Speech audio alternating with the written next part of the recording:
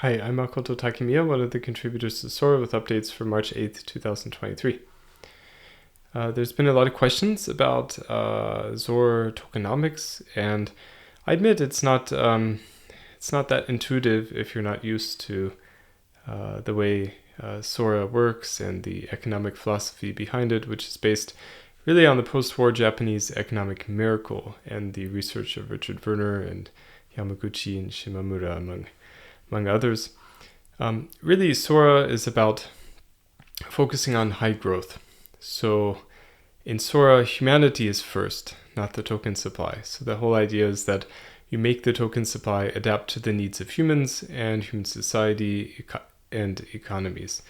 And you do it in a way that's responsible. And responsible token supply management means that you only expand the token supply when you have some kind of equal output of some kind of product or service or good.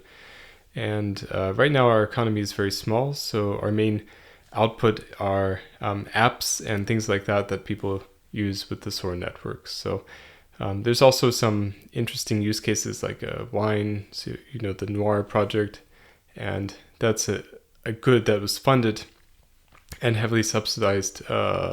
The liquidity was partly subsidized by a loan and different things like that. So this kind of helped build up some of the Sora economy.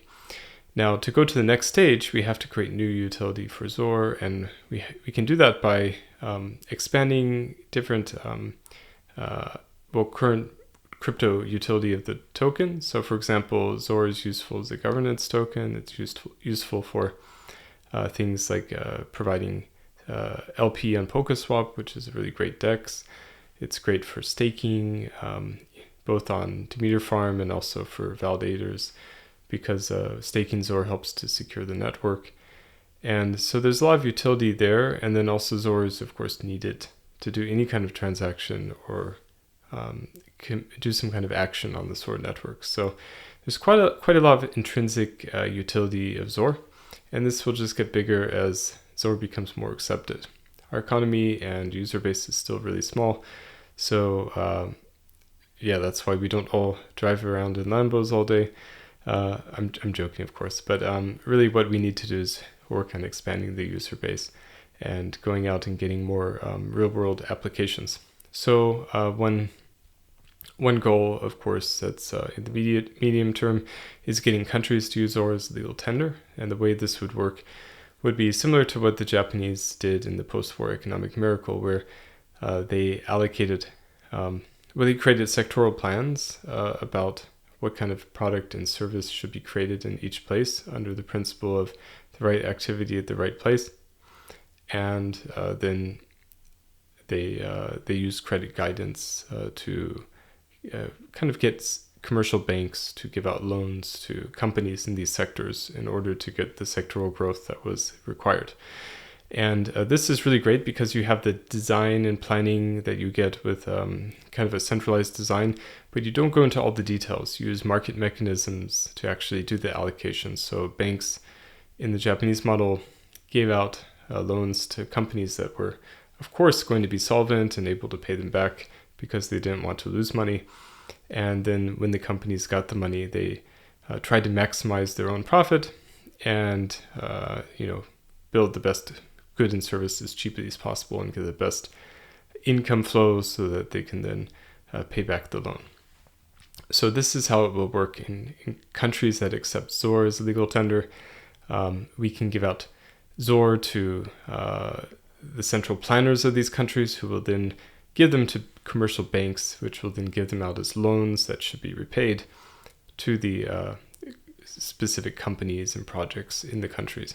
And then they'll have to work hard and repay the loans denominated in Zor, which will help contract the Zor supply in the future. So the idea is that you have this elastic supply that expands and contracts as needed to match the economic activity that's being done, because the most valuable resource in the economy are the people.